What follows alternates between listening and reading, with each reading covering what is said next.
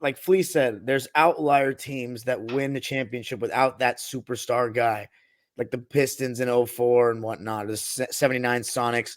So, okay, who is one guy that you replace Quentin Grimes with in the starting lineup that you think is like a star caliber guy, but obviously not a superstar, that gets you a chance to compete for a championship similar to that Pistons team? You said Mikal Bridges, but is that feasible? I'll say DeMar DeRozan because he's going to be cheap. If we talking, for me, if we talking realistic, listen, no, hold on. You asking the question. I'm saying if we're talking realistic, like I said, of course we want the big dogs, right? But if we could get DeMar DeRozan for nothing, and y'all see what he still can do on the court, he's still respected. He's still tough offensively. He can hit big shots. He gonna hit big free throws.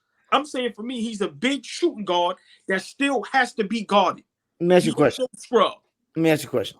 Do you feel confident when Julius Randle shoots open threes? No. Okay. He shot 2 air today. Would you be confident with DeMar DeRozan shooting open threes?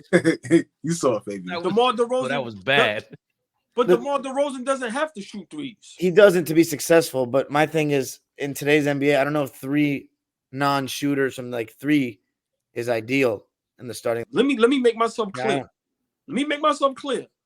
If we got Mitchell Robinson fully healthy with the team we have right now, and we can get DeMar DeRozan for nothing, I'm saying we competing for a championship with them big dogs. Yes, I am. But if we have to lose guys and we unhealthy, that's just my opinion. He's not a free agent, is he?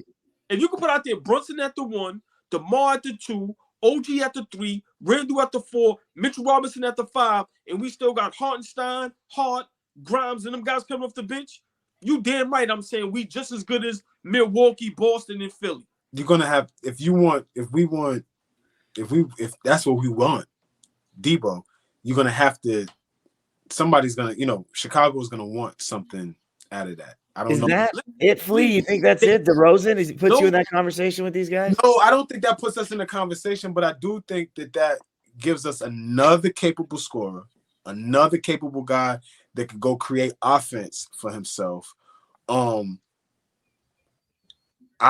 would be forced to say that he'd have to buy in on playing defense, because that's what our calling card is right now. Like when we strap in and defend, we're one of the best, one of the better teams in the league. So if he came over, he would have to defend. I don't know. I'm gonna be honest with you. Who I want is really not feasible, but I think that the player that I want is a guy that's just a shooter,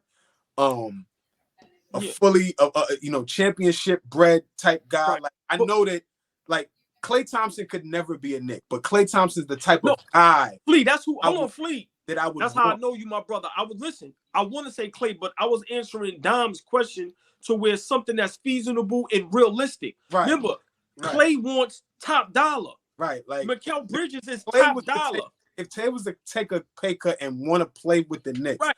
like that type of player, I think will put us.